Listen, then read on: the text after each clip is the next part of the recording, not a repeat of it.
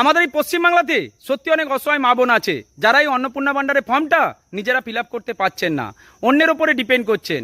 কিন্তু যে সকল মা বোন অন্যের কাছে ফর্ম ফিল আপ করছেন তাদের উদ্দেশ্যে একটাই কথা বলবো, যেখানে খুশি আপনি ফর্মটা ফিল আপ করুন, ফর্ম ফিল আপ করে জমা দেওয়াটাই বড় ব্যাপার। কিন্তু ফর্ম ফিল আপের সময় আপনি সেখানে দাঁড়িয়ে আপনার সঠিক ফোন নাম্বারটা ইনপুট করতে চেষ্টা করুন।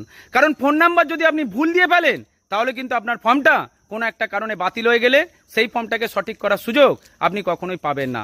কারণ ওখানে যে ফোন নাম্বারটা দেওয়া আছে সেই ফোন নাম্বার ধরে বিডিও অফিস আপনার সঙ্গে যোগাযোগ করবে।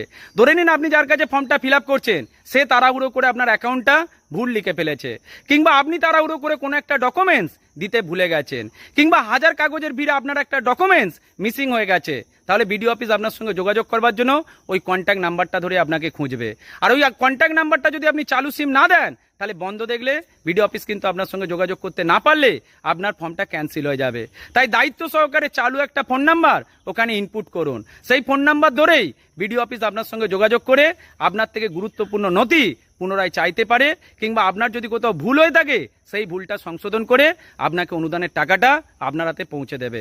এটা কিন্তু অবশ্যই মনে রাখবেন।